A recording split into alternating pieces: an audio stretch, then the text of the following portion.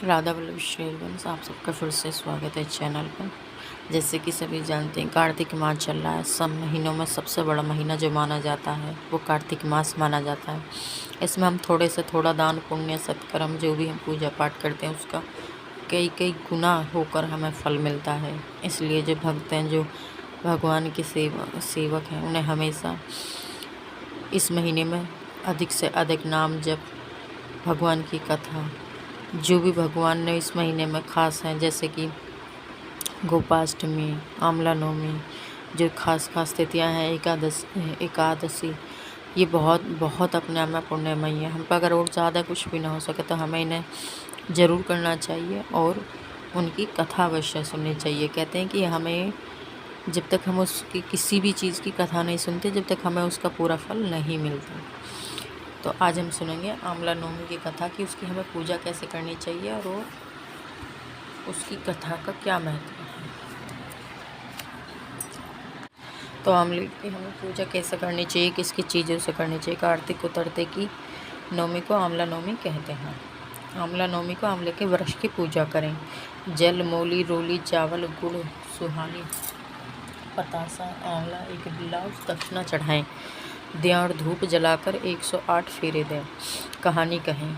ब्राह्मण को ब्लाउज देकर जिमाएं, धोती दक्षिणा दे। भोजन में आंवले का होना जरूरी है और स्वयं भी भोजन करें। सब कोई ब्राह्मण को दे।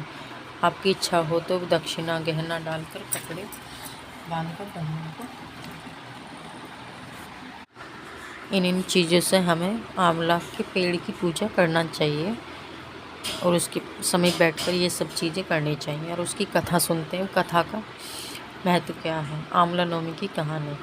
एक आंवलिया राजा था जो रोज़ एक मन सोने के आंवला दान करता था और बाद में जीमता था। एक दिन उसके बेटे बहू ने देखा कि रोज़ इतने आंवले का दान करेंगे तो सारा धन खत्म हो जाएगा, इसलिए इनका दान बंद कर देना चाहिए।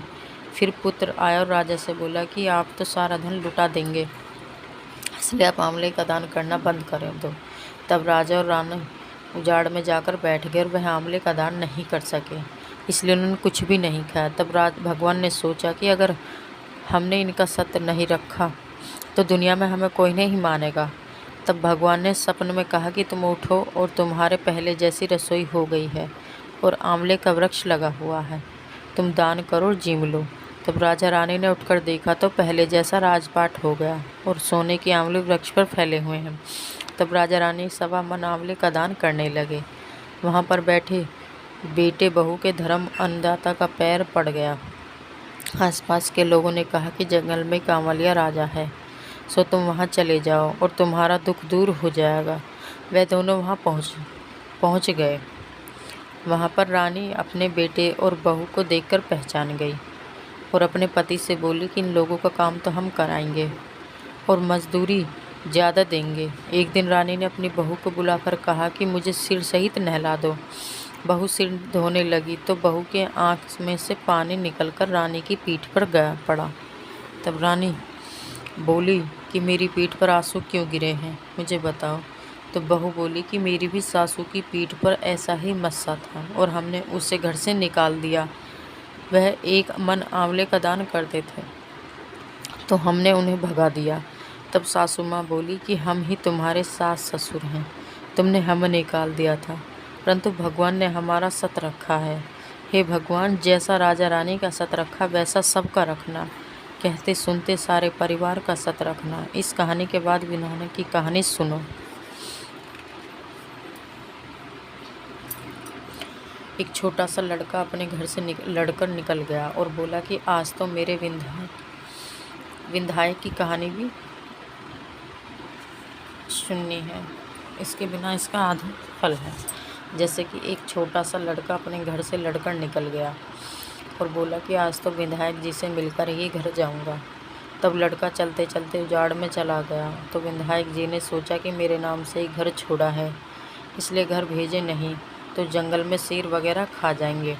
फिर विधायक जी बूढ़े ब्राह्मण का भेष भर कर आए और बोले कि तू कहाँ से आ रहा है। तब वह बोला कि मैं विधायक जी से मिलने जा रहा हूँ। तब वह बोले कि मैं विधायक जी ही हूँ, मांग तू क्या मांगता है, परंतु एक बार ही मांगिए। वह लड़का बोला कि क्या मांगूँ, बाप की कमाई में रखूँ, हाथी की सवारी करूँ, दाल भात मुट्ठी परासे, ढोक सा मुट्ठी भर कर रख कर डाले, स्त्री ऐसा ही हो जैसे फूल गुलाब का। तो विधायक जी बोले कि लड़के तूने सब कुछ मांग लिया तो तेरा ऐसा ही हो जाएगा। फिर वह लड़का घर आया तो देखा कि एक छोटी सी बीनड़ी चौकी पर बैठी है और घर में बहुत धन हो गया। तब वह लड़का अपनी माँ से बोला कि देख माँ, मैं कितना धन लाया। विधायक जी मांग कर लाया हूँ। हे विधायक जी महाराज, जैसा उस लड़के को धन दिया वैसा सबको देना। कहते सुनते अपने परिवार को धन देना।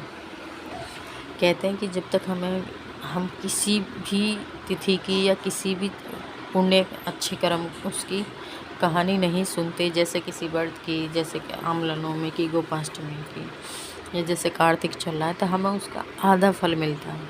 इसलिए हमें उसकी कथा और कहानी अवश्य सुननी चाहिए। राधे राधे श्री हरिवंश।